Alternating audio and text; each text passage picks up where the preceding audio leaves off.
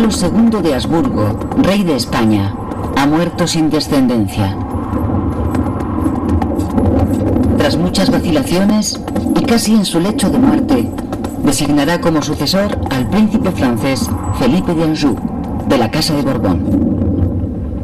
Otro pariente de Carlos II, el archiduque Carlos de Austria, también aspira al trono de España, a reivindicar más derechos que Felipe. Las potencias se disputan la corona de España. Europa está en guerra.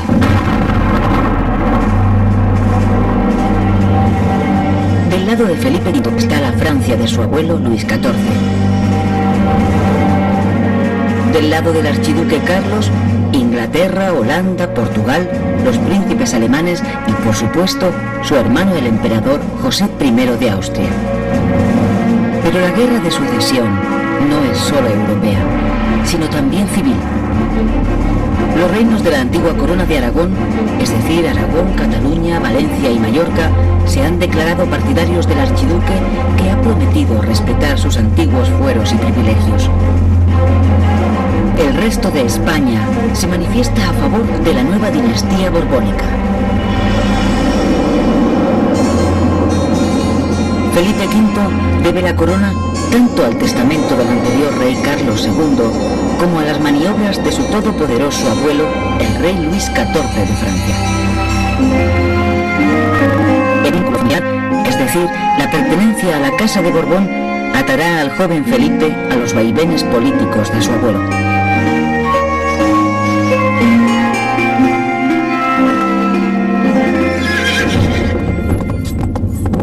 Es año 1707 y reina en España Felipe V de Borbón.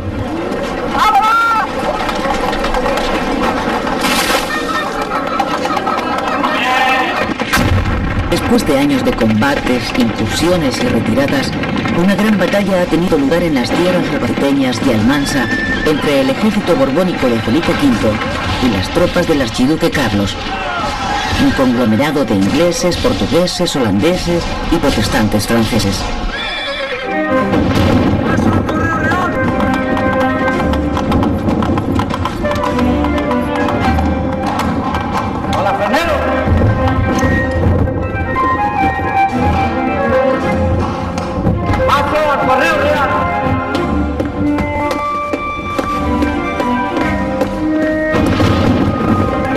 Persona en enterarse en el Alcázar del resultado de la batalla va a ser la princesa de los Ursinos, camarera mayor de la joven reina.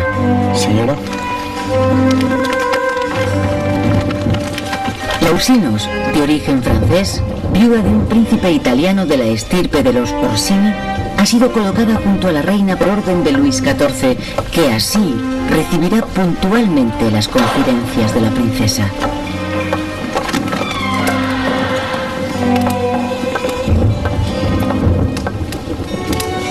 Señor, la victoria de las tropas de vuestra majestad ha sido completa. Efectivamente, el botín de los vencedores es inmenso.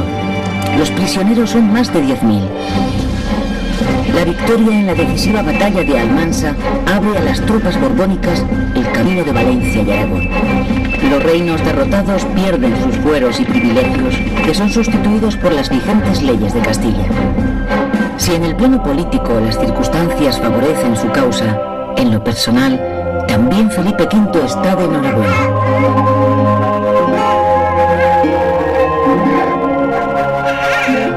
Su esposa, la reina María Luisa Gabriela, da a luz a un varón que recibe el nombre de Luis.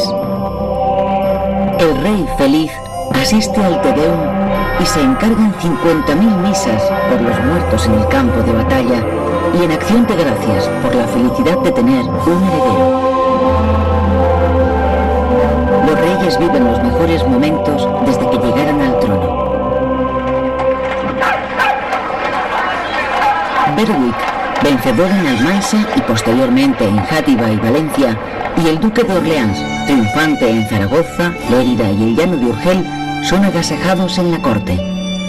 De hecho, Orleans oficiará de padrino en el bautizo del heredero de la corona en representación de Luis XIV.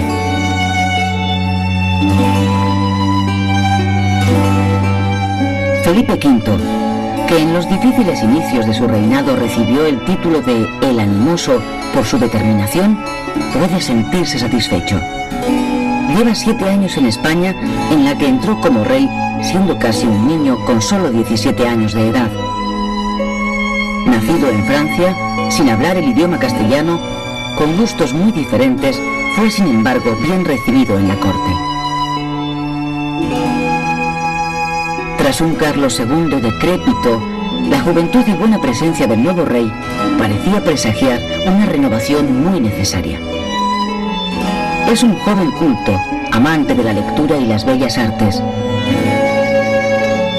Aunque atacado periódicamente de melancolía, quiere seguir los pasos de su abuelo Luis XIV y cambiar la monarquía descentralizada de los Austrias por un estado uniformista donde él, como rey, controle todos y cada uno de los resortes del poder. Ha estado varias veces a punto de perder el trono. Tuvo que abandonar Madrid en 2 ocasiones ante la presencia de tropas del archiduque y ha sufrido la humillación de que la isla de Menorca y el peñón de Gibraltar hayan pasado a manos inglesas.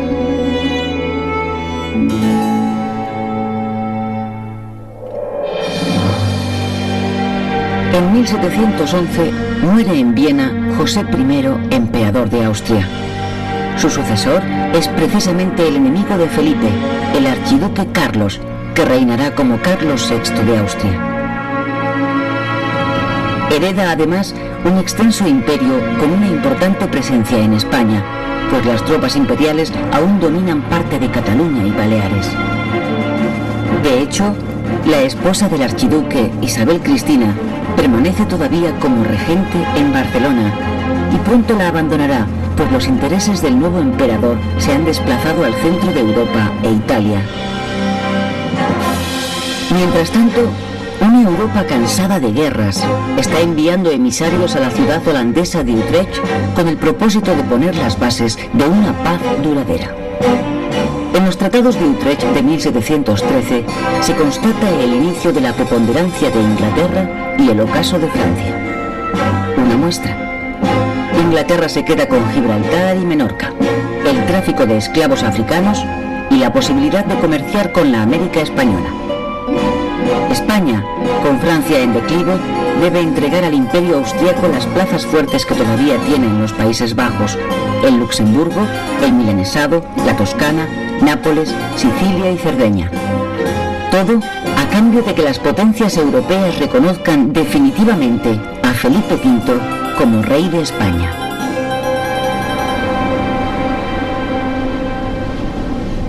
De resultas de este mercadeo, los pescadores del norte de España pueden tener acceso a las pesquerías de Terranova. Todo un símbolo del declive del otrora poderoso imperio español.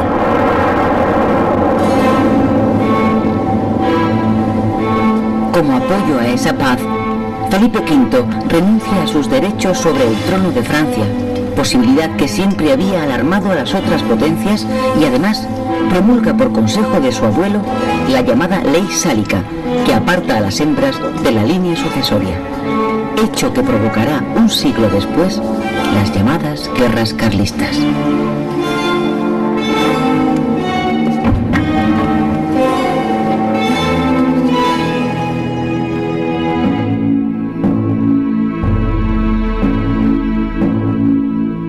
Carlos VI de Austria, el antes archiduque Carlos, centrado en los problemas de su imperio, toma la decisión de retirarse de Cataluña y Baleares.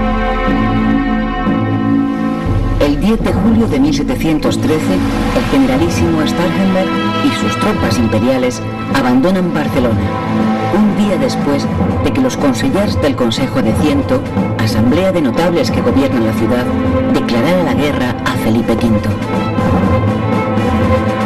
La suerte está echada. Las tropas borbónicas del duque de Berwick entran en Barcelona el 11 de septiembre pese a la heroica defensa de sus ciudadanos.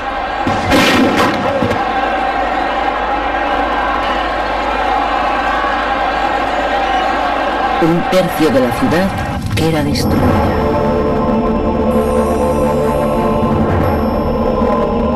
En recuerdo de esta jornada, se instituyó la actual conmemoración de la Diada en Cataluña.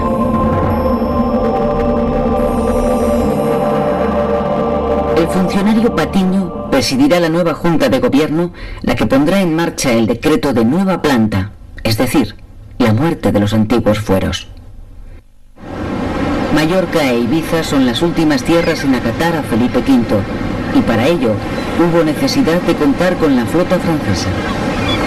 También en las islas, tras la conquista, se imponen las nuevas leyes.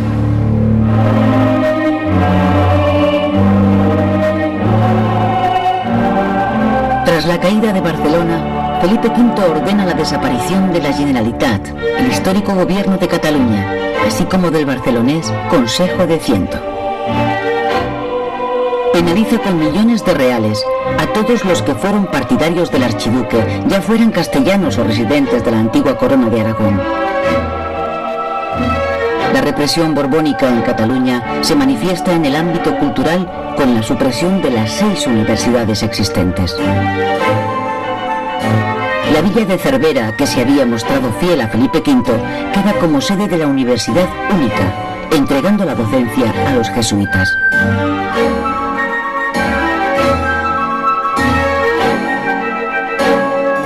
En cambio, la aplicación del decreto de nueva planta en Cataluña no anula el derecho penal ni el civil y permanecen intocados los gremios, los colegios notariales y el consulado del mar.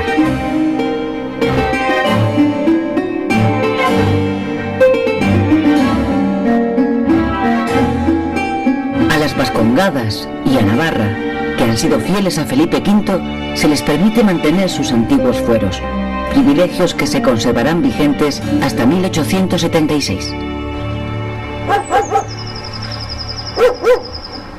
Las leyes de nueva planta ya las había impuesto Felipe V a los derrotados antiguos reinos de Valencia y Aragón. Francesc Roig. Francesc Roig, sisplau, excelencia. Los decretos de nueva planta borbónica tratan de hacer de España una sola monarquía en la que todos los súbditos queden sujetos a unas mismas leyes y a una sola administración centralizada en la que el castellano queda como única lengua oficial en los asuntos legales. Jordi Dalmau. Jordi. En orden a conseguir la modernización del Estado, se intenta acabar con la vieja administración de la monarquía de los Austrias y se implanta una reforma fiscal que adquiere en Cataluña su más decidido exponente, el catastro. Adeu. Josep Fontcuberta. Josep. Se graban las propiedades de los hacendados y del clero hasta conseguir un saneamiento de la siempre quebrantada Real Hacienda, así como una mejor distribución de las cargas sociales. Siguiendo el ejemplo de Castilla, son los intendentes los encargados de cobrar los impuestos. El control del monarca alcanza a los municipios, a cuya cabeza se colocan a los corregidores de nombramiento real. Pere Pujol. Pere Pujol. Pere Pujol.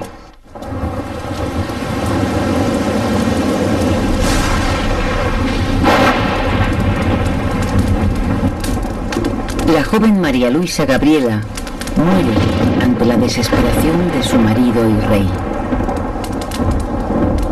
El dolor de la corte y del pueblo es en esta ocasión sentido y sincero. Ha sido una reina prudente y con valor en los difíciles momentos por los que ha pasado el inicio del reinado del primer Borbón.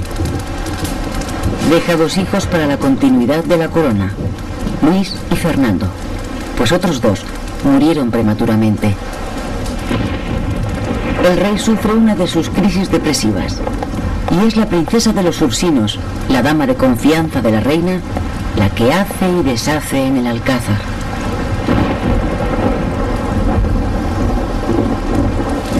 El hombre del momento, el que tiene las riendas en la mano, es el francés Henri, que es, como la de Ursinos y muchos de sus antecesores, agentes puestos por Luis XIV.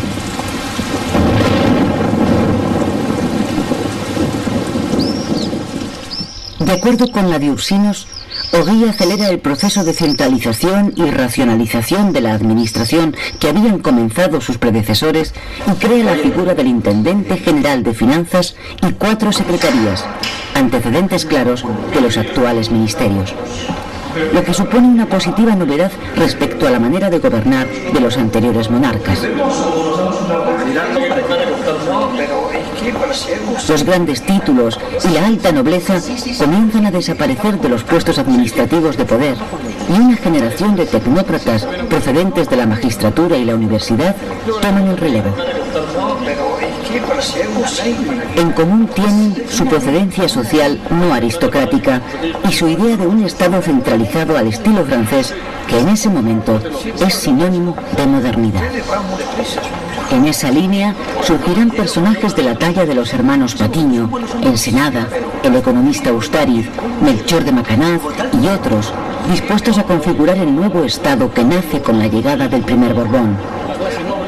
Otro de los fines de la política absolutista que impone Felipe V a la manera de su abuelo Luis XIV es la voluntad de disminuir el poder de la Iglesia Católica. Se pretende que la Inquisición pierda prerrogativas y se someta al poder de la jurisdicción ordinaria. Macanaz, como fiscal del Consejo de Castilla, será el ariete que use Felipe V para intentar que el Santo Oficio se avenga a la autoridad real.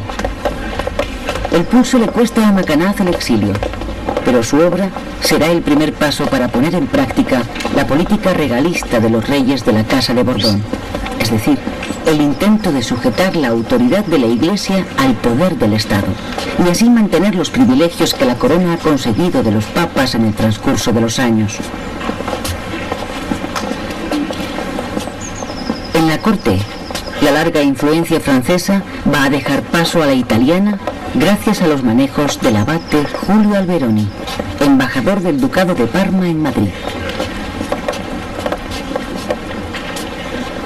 Poco a poco hace amistad con la de Ursinos, a la que convence de que la novia ideal para el rey viudo es Isabel de Farnesio, hija de los grandes duques de Parma. El rey, necesitado de alicientes, accede. La elegida Isabel de Farnesio se casa por poderes en su Parma natal y en el mes de diciembre de 1715 entra en España por Bayona, donde la recibe Alberoni. En Jadraque la espera la princesa de los Ursinos que, por un comentario fuera de tono acerca de la manera de vestir de Isabel, perderá la confianza de la nueva reina y será expulsada de la corte. Felipe V, que la espera en Guadalajara, acepta el golpe de autoridad de la que va a ser su nueva esposa. En dicha ciudad, en el Palacio del Infantado, se ratifica la real boda. La elección de la princesa italiana ha sido un acierto.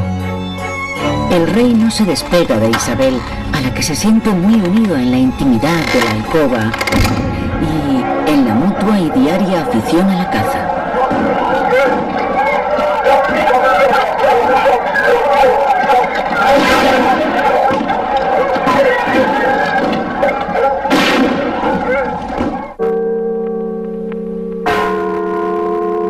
En 1715 muere en Francia Luis XIV, el poderoso rey Sol, auténtico padrino y valedor de su nieto Felipe V.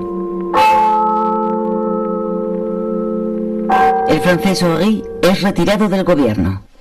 Queda entonces Alberoni como dueño y señor de la voluntad de la reina, a la que tiene atada, entre otras cuestiones políticas, por cocinar personalmente para ella especialidades de su Parma natal.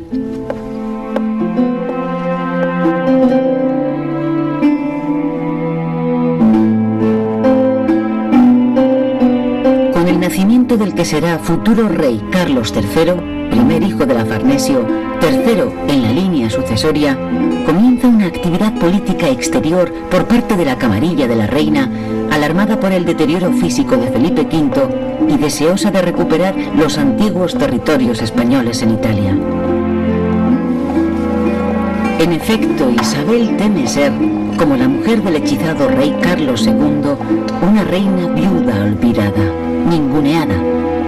Por eso está muy interesada en que sus hijos, postergados de la sucesión de la corona de España, dada la prioridad de los infantes Luis y Fernando, hijos de la anterior soberana, tengan lugares donde reinar y donde recogerse ella en su más que previsible y pronta viudedad. Al interés particular de la reina se conjuga el deseo de revancha de una monarquía como la española, tan avasallada por los tratados de Utrecht. El plan se concreta con la invasión de Cerdeña y Sicilia, en ese momento parte del Imperio Austriaco. La respuesta de Inglaterra, siempre aliada de Austria, es inmediata y adversa para los intereses de España, cuya flota es derrotada por la inglesa en aguas del Cabo Passaro. Y es que durante la primera mitad del siglo, Inglaterra no perderá la ocasión para acabar con el renovado poderío naval español. Los aliados firman la paz con España a cambio de que Felipe V prescinda de Alberón, que tendrá un dorado retiro como cardenal en la corte del Papa, y al mismo tiempo se muestran condescendientes y permiten que los ducados de Parma y Toscana pasen a los hijos de la Farnesio. En ese momento, la Farnesio ya es madre de 3 varones y una hembra. La reina ha conseguido poner un pie en Italia. Sin embargo, para el pueblo llano, Isabel se ha convertido en una reina impopular.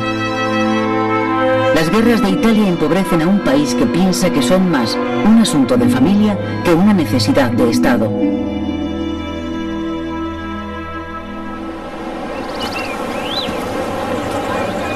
Felipe V ha cumplido 40 años, pero parece un viejo achacoso. Apenas puede articular palabra. Sus habituales periodos depresivos han llegado a un nivel alarmante. Nunca le ha gustado el Escorial y por eso ha mandado construir cerca de Segovia, en la granja de San Ildefonso, un palacio y unos jardines al gusto francés, a la manera de un pequeño Versalles. Es el único lugar donde se encuentra a gusto y cada vez tiene más presente la idea de abdicar en su hijo Luis y dedicarse a la oración y la salvación de su alma, pues los escrúpulos religiosos le abruman. Algunos sospechan que esta maniobra encubre una renovada aspiración a la sucesión del trono francés por parte de Felipe V. En cualquier caso, el rey impone su voluntad a su mujer y a sus ministros. Es el año 1724 cuando, ante la sorpresa de las cortes europeas, el rey de España renuncia a la corona en favor de su hijo Luis. Buscarle esposa al joven rey se convierte en el más urgente asunto de Estado. La elegida es Luisa Isabel de Orleans, hija del regente de Francia, y la boda tiene lugar en la villa de Lerma.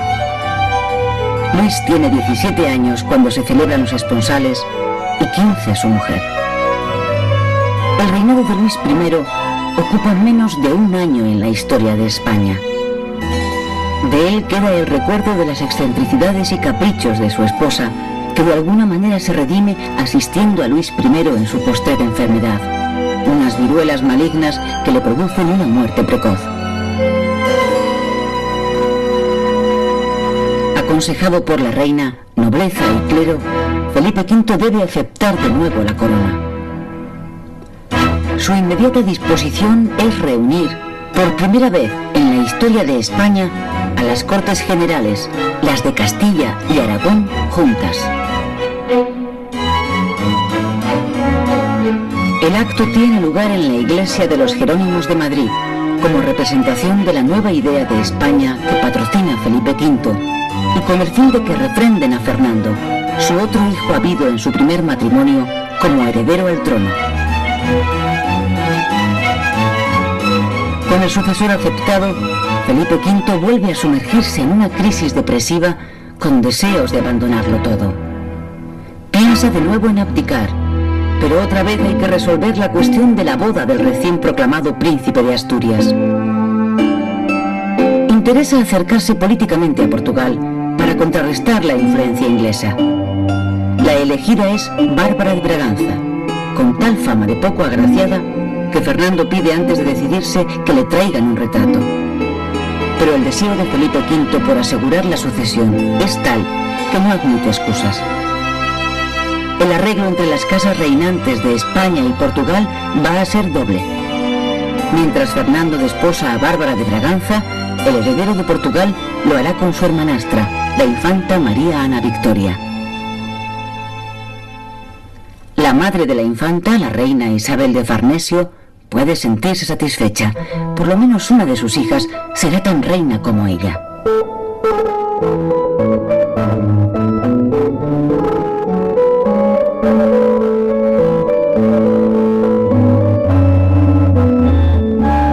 La corte se pone en marcha hacia Badajoz, donde en su catedral tendrán lugar los esponsales del heredero. Una vez finalizada la boda de su hijo Fernando, la corte no vuelve a Madrid, sino que se encamina a Sevilla. José Patiño y Rosales, que es entonces primer ministro, no quiere al achacoso Felipe V en Madrid, donde paraliza el ritmo de los asuntos de gobierno. De acuerdo con la reina, le mantendrá durante 5 años recorriendo Andalucía de un extremo a otro.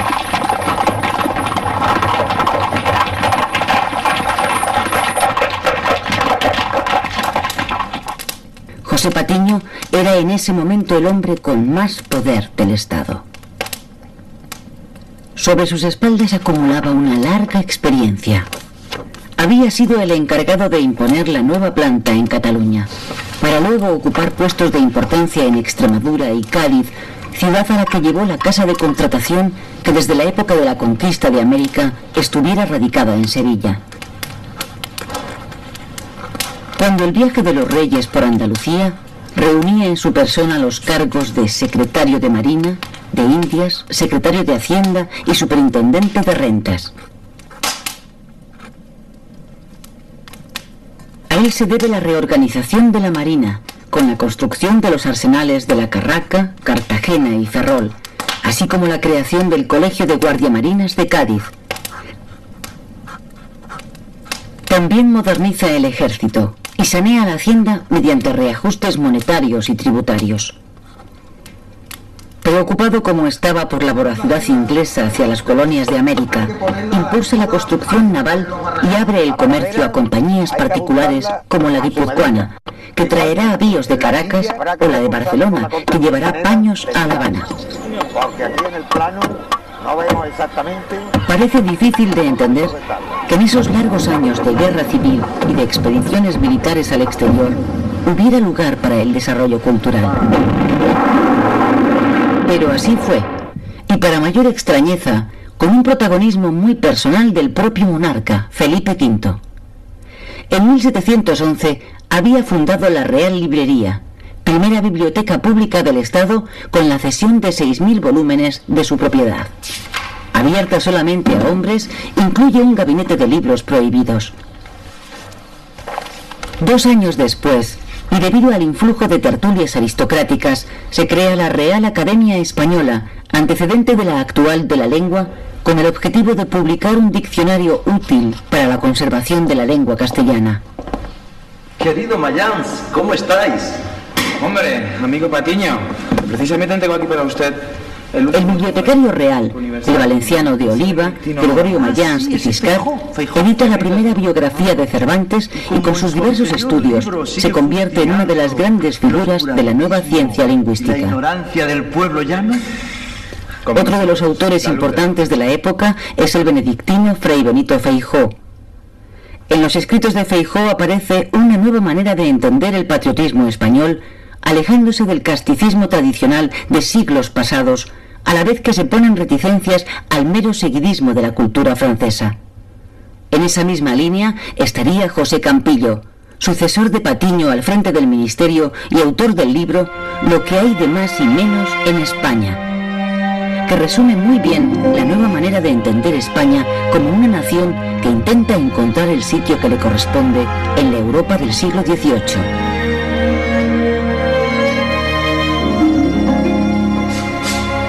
Pronto se notará su aportación a los nuevos saberes científicos y culturales. Un ejemplo es la barcelonesa Academia de las Buenas Letras. En Sevilla, el propio rey apoya la nueva Sociedad de Medicina. En Cádiz se construyen el Colegio de Cirugía y un espléndido observatorio. Lectura de las 0 horas 59 minutos 43 segundos. 15 grados 30 minutos 42 segundos. La política mercantilista de Patiño y José Campillo hace que Barcelona sea ya en esos años un centro industrial importante con el florecimiento de los talleres de hilados. Madrid, Barcelona y Cádiz son las grandes ciudades del siglo. Además, el auge del comercio con América enriquece también a ciudades portuarias como Vigo, La Coruña, Santander, Bilbao y San Sebastián. En Valencia, la industria sedera comienza un espectacular despegue. Pero no todos son luces en la España de los primeros Borbones. Un dato: muchos de los habitantes de Canarias deben emigrar a América debido a que el gusto de los ingleses se inclina por el oporto y por tanto arruina las plantaciones del tradicional Malvasía. La propiedad de la tierra y el régimen señorial siguen intactos. Se mantienen los privilegios del clero y la nobleza, y sobre la escasa burguesía recaen unos impuestos sobre el consumo difíciles de soportar.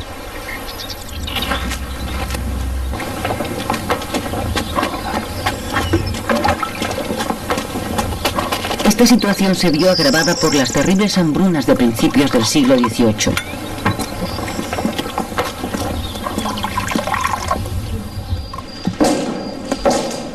El periplo de la corte por Andalucía no ha sentado muy bien al rey, que ahora duerme de día y despacha por las noches. Isabel de Farnesio aprovecha una ligera mejoría en la enfermedad de su esposo y ordena que la corte regrese a Madrid. Mientras tanto, ha estallado en Polonia una guerra por la sucesión en el trono y Francia vuelve a estar interesada en contar con España de aliada como en los tiempos de Luis XIV. Así se llega al llamado Pacto de Familia entre los dos Borbones, Felipe V de España y Luis XV de Francia. Por enfrentarse al Imperio Austriaco, España recibirá el apoyo francés para la recuperación de Gibraltar, que se resuelve con un nuevo fracaso, y para reconquistar las antiguas posesiones españolas de Nápoles y Sicilia. El infante Carlos, ya duque de Parma y Toscana, el que llegará a ser Carlos III de España, es el héroe de la contienda. Es el año 1735 y Carlos de Borbón y Farnesio es coronado rey de Nápoles y Sicilia. Su madre Isabel de Farnesio vive posiblemente sus más felices días desde que es reina y madre. En cambio, Felipe V vuelve a estar como en los peores días de su estancia en Sevilla. Sigue haciendo vida nocturna, lo que fuerza a sus ministros a despachar con él hasta altas horas de la madrugada.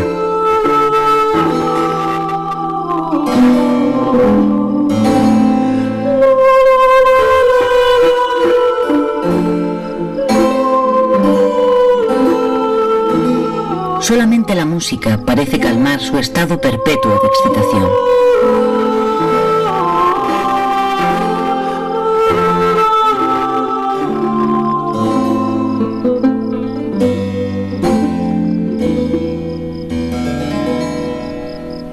Por mediación de Isabel de Farnesio, llega a la corte el napolitano Carlo Broschi, conocido como Farinelli, el castrado.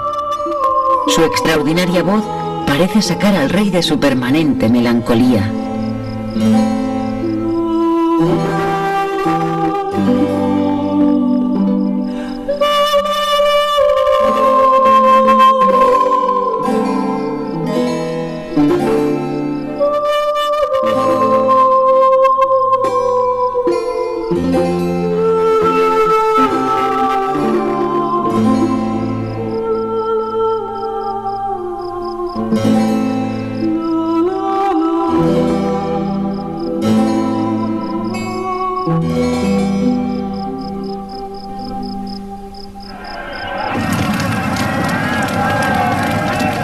Un incendio fortuito destruye el viejo alcázar de los Austrias, oportunidad que aprovecha Felipe V para encargar sobre el mismo solar otro más al gusto francés, más en la línea del Palacio de Versalles. Del nuevo palacio se encargará el arquitecto Yubara y tras su muerte Sacchetti. Ambos llevan a cabo el proyecto que mezcla el gusto entre italiano y francés de los reyes. Dicho palacio es el que ha llegado hasta nosotros como Palacio Real.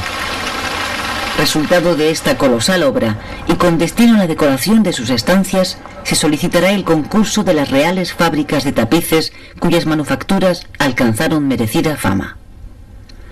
La cristalería que ennoblecerá las reales mesas va a proceder de la muy experimentada Real Fábrica de Vidrios de la Granja. Lo cierto es que el apoyo de Felipe e Isabel a las bellas artes es innegable y se plasma en la fundación de una academia que velará por sus diferentes disciplinas en el año 1744.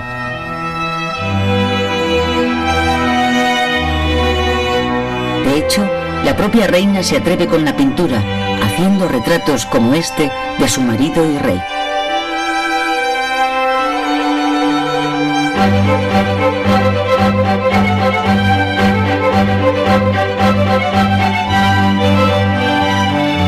Aunque la arquitectura palaciega en general está en manos de italianos, no quiere decir que no haya un grupo de arquitectos españoles del más alto nivel.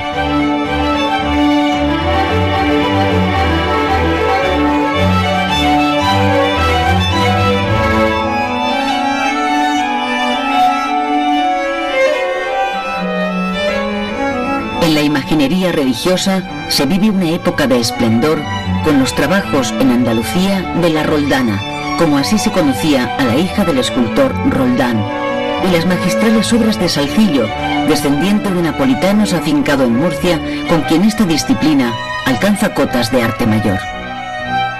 En cambio, en la escultura palaciega y la pintura de corte, el gusto francés se impone desde el principio. Huas como paisajista, y Rank y posteriormente Van Loo como pintores de cámara.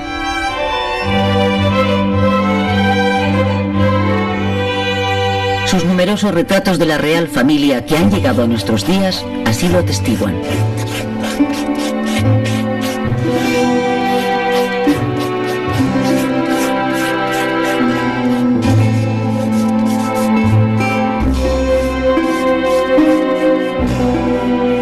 En este último retrato de familia que pinta Van Loo 3 años antes de la muerte del rey, se ve a un sosegado Felipe V, lejos de aquel animoso joven que llegara a España 45 años antes. Felipe V muere el día 9 de julio de 1746 a consecuencia de un ataque de apoplejía. Será enterrado en su muy querido palacio de la Granja de San Ildefonso. Su reinado ha sido el más largo de la historia de España.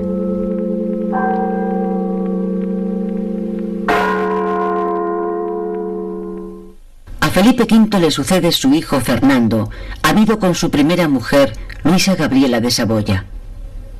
La infancia de Fernando VI, nuevo rey de España, ha sido muy triste. De su padre Felipe V poco cariño pudo recibir. De su madre, la reina María Luisa, apenas un difuso recuerdo le queda. Con su madrastra Isabel de Farnesio mantiene malas relaciones. Hubo temporadas de su infancia en que Isabel lo tuvo encerrado aprovechando su mala salud. Propagó por las cancillerías europeas el bulo de su nulo futuro como rey. E incluso, cuando Fernando fue investido como príncipe de Asturias, prohibió su presencia en los despachos del rey con los ministros. Así pues, no es de extrañar que Fernando y su esposa, la portuguesa Bárbara de Braganza, recomienden a la Farnesio que abandone la corte y se instale en el Palacio de la Granja, a prudente distancia de Madrid. A pesar de la lejanía, Isabel continuará con sus intrigas, y más de una vez el rey Fernando le recordará desde Aranjuez, su palacio favorito, que sus años de mando han terminado.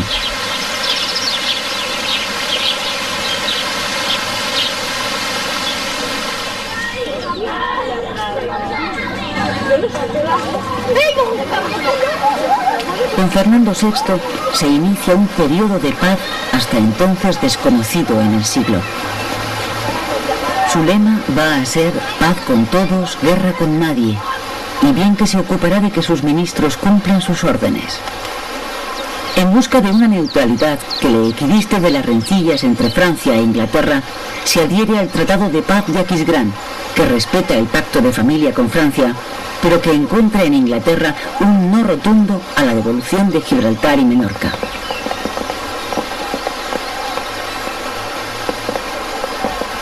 La pugna entre Francia e Inglaterra tiene reflejo hasta en el despacho del rey. Los dos hombres de estado del momento son José de Carvajal y Lancaster y el marqués de la Ensenada. Carvajal, que preside la Junta de Moneda y Comercio, es un verdadero animador del fomento de la riqueza del reino y partidario de la alianza con Inglaterra. Ensenada, ministro de Estado, es un declarado afrancesado. Pone en marcha su famoso catastro en tierras castellanas, una estadística de la población y riqueza del reino. Fernando busca en el contrapeso de sus dos ministros la política de neutralidad que persigue. Esta política de neutralidad favorece el desarrollo de la América española, que también recibe el impulso reformista borbónico. Para la mejor defensa de su área económica por excelencia, el Mar Caribe, se apuesta por la creación de un nuevo virreinato, el de Nueva Granada, con capital en Bogotá y con un puerto clave, Cartagena de Indias.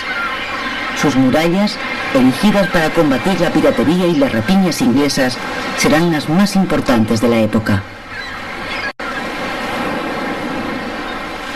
Esa preocupación por América lleva a la monarquía a abrir el gobierno colonial a los españoles allí nacidos, los criollos, clase en ascenso, a mejorar las defensas costeras de Portobelo, Panamá y La Habana, a la construcción de puertos como el de Buenos Aires y a expender permisos de acuñación como el de la Casa de la Moneda de Santiago de Chile.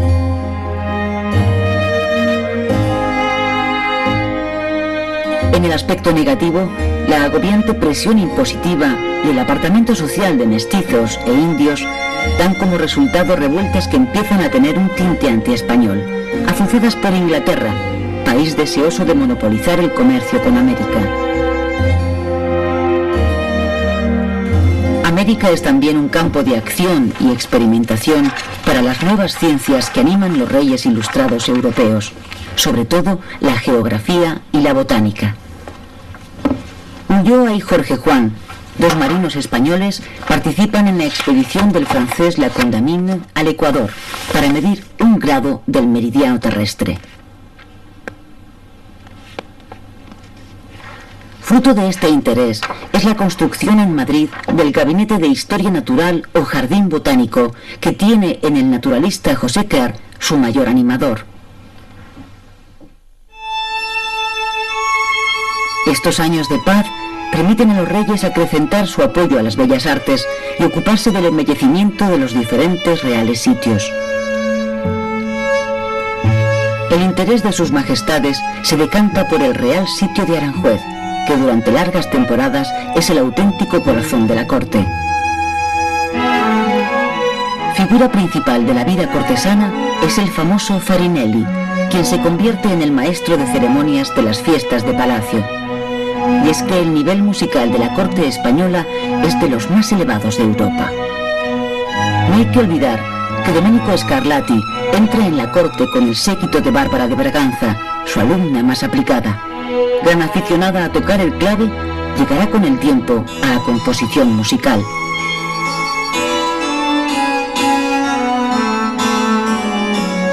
Pero la obra arquitectónica que por siempre se asocia a Fernando VI y a su esposa es el convento e iglesia de las Salesas de Madrid. La idea de su construcción nace en el ánimo asustado de Bárbara de Braganza al contemplar las crisis hipocondríacas de su marido. Bárbara, ante el miedo a una posible viudedad controlada por la Farnesio, responde con una acumulación de joyas, dinero y títulos que causa asombro cuando se airea tras su defunción. Y como posible morada para esos malos tiempos, manda construir el monasterio de las Salesas Reales, actual sede del Tribunal Supremo.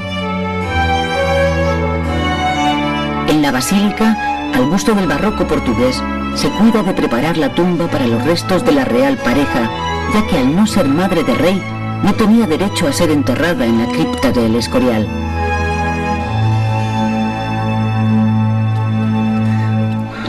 El Palacio de Aranjuez ya no es el escenario de los tiempos de fiestas. La reina agoniza. El rey anda sin rumbo por los patios y jardines y pregunta sobre el estado de su esposa hasta a los soldados de guardia. Majestad, señor. ¿Cómo está la reina? El tiempo y la convivencia hicieron que brotara en el rey un sincero amor y admiración por aquella fea princesa que vino de Portugal. Fea, pero sumamente inteligente e instruida.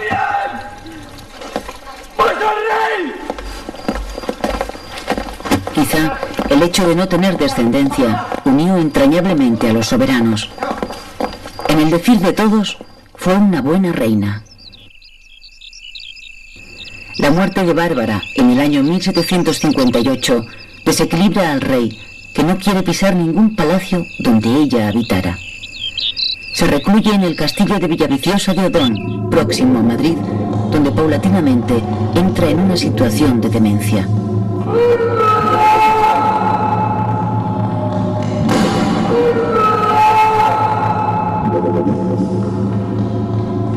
Los ataques de locura le llevan a morder los vasos, que deben ser todos de plata, para que no se corte.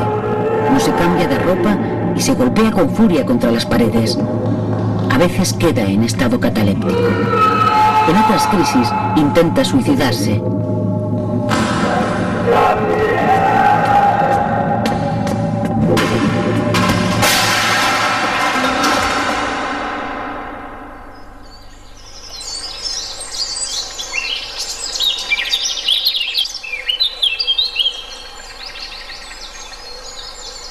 Puntual y personalmente, Isabel mantiene informado a su hijo Carlos, rey de Nápoles, del trágico estado del rey, que no tarda en fallecer. Es el 10 de agosto de 1759. En un momento de lucidez, Fernando VI hizo testamento, nombrando heredero universal a su hermanastro Carlos, rey de Nápoles. Mientras este no llegue, la gobernación del país deberá recaer en las manos de la reina madre, Isabel de Farnesio. La nueva reina gobernadora Isabel de Farnesio, a sus 66 años, ha cumplido con creces sus más anhelados sueños. Su hijo Carlos ya es oficialmente rey de España y por lo tanto la corona de Nápoles pasará a su nieto mayor. Su hijo segundo, el infante don Felipe, es rey de Parma. Su hija mayor, Mariana Victoria, reina en Lisboa, y la menor, María Antonia, en Turín, como reina de Cerdeña que es. Y si su hija María Teresa viviera, sería por entonces reina de Francia. Un balance que sitúa a la Farnesio como nexo de unión de todos los reinos católicos del sur de Europa.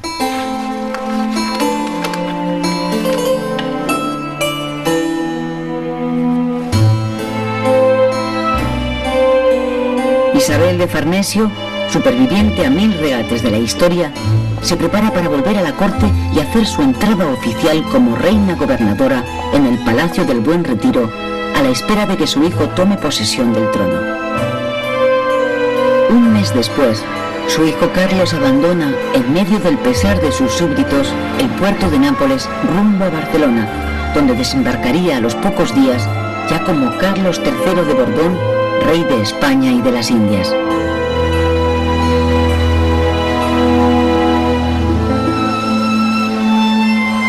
La dinastía de los Borbones no tuvo una entrada fácil en la historia de España. Los costes de una guerra larga de 14 años planearon permanentemente sobre el primer Borbón, Felipe V. La sociedad española con la que se encontró no era fácilmente gobernable, sobre todo por las diferentes posiciones políticas de la corona de Castilla y de la corona de Aragón. La política de Felipe V y de Fernando VI estuvo siempre por encima de las cualidades personales de los propios reyes. Contó mucho el papel de las reinas, pero sobre todo un equipo de gobernantes eficaces con sentido de Estado que supieron ejercer con conciencia profesional y nacional sus tareas administrativas.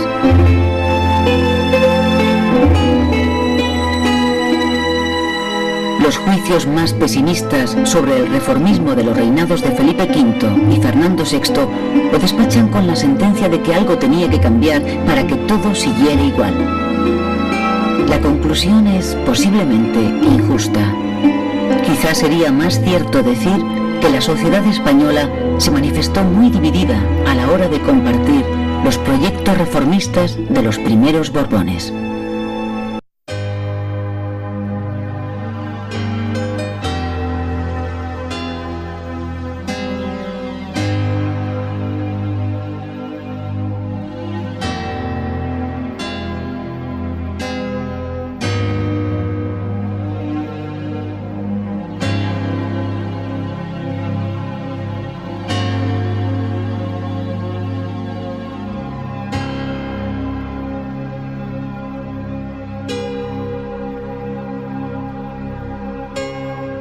Por supuesto, su hermano el emperador José I de Austria. Pero la guerra de sucesión no es solo europea, sino también civil. Los reinos de la antigua corona de Aragón, es decir, Aragón, Cataluña, Valencia y Mallorca, se han declarado partidarios del archiduque que ha prometido respetar sus antiguos fueros y privilegios.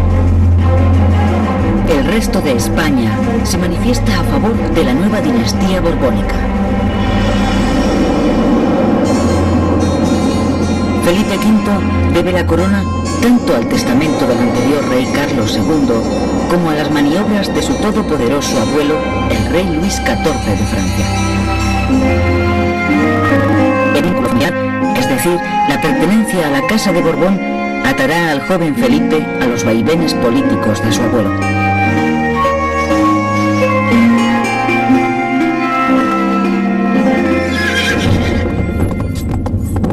Es año 1707 y reina en España Felipe V de Borbón.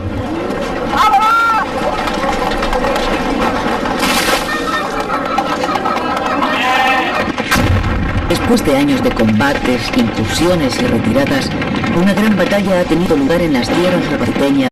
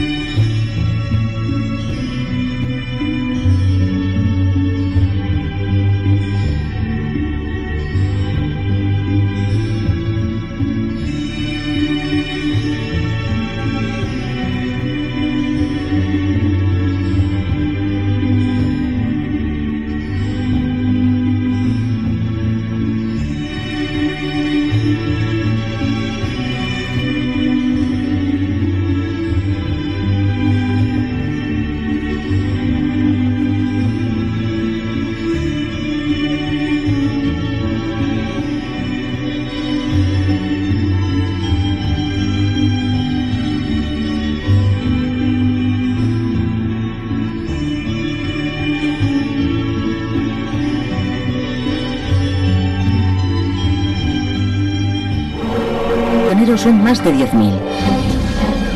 La victoria en la decisiva batalla de Almansa abre a las tropas borbónicas el camino de Valencia y Aragón.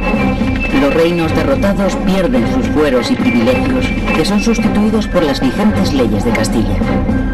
Si en el plano político las circunstancias favorecen su causa, en lo personal, también Felipe V está de enhorabuena.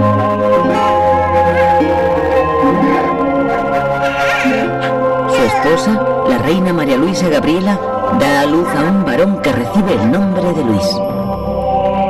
El rey feliz asiste al Te Deum y se encargan 50.000 misas por los muertos en el campo de batalla y en acción de gracias por la felicidad de tener un heredero. Los reyes viven los mejores momentos desde que llegaran al trono.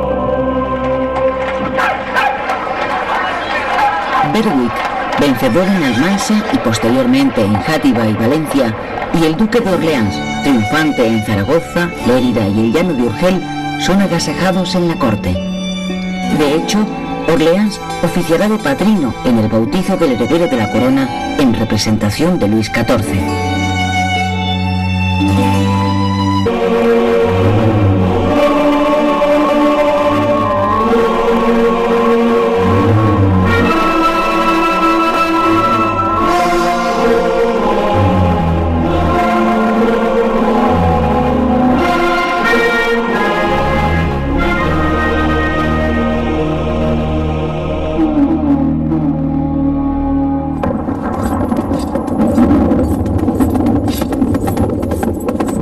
Carlos II de Habsburgo, rey de España, ha muerto sin descendencia.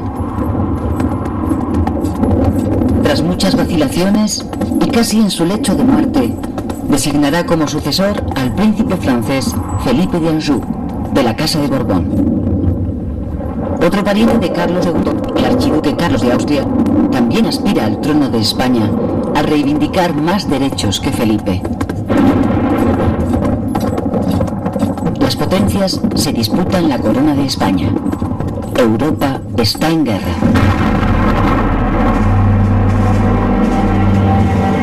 Del lado de Felipe V está la Francia de su abuelo Luis XIV. Del lado del archiduque Carlos, Inglaterra, Holanda, Portugal, los príncipes alemanes y Castilla Almansa, entre el ejército borbónico de Felipe V y las tropas del archiduque Carlos. Un conglomerado de ingleses, portugueses, holandeses y protestantes franceses.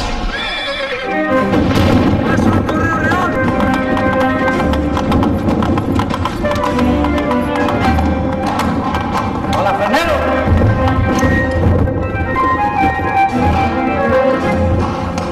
¡Paso al correo real!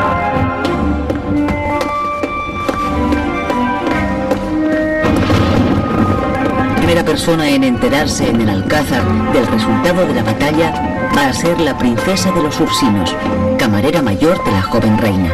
Señora. La Ursinos, de origen francés, viuda de un príncipe italiano de la estirpe de los Orsini, ha sido colocada junto a la reina por orden de Luis XIV, que así recibirá puntualmente las confidencias de la princesa.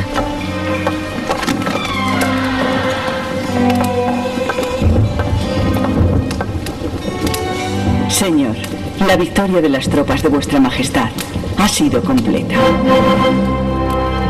Efectivamente, el botín de los vencedores es inmenso. Los prisioneros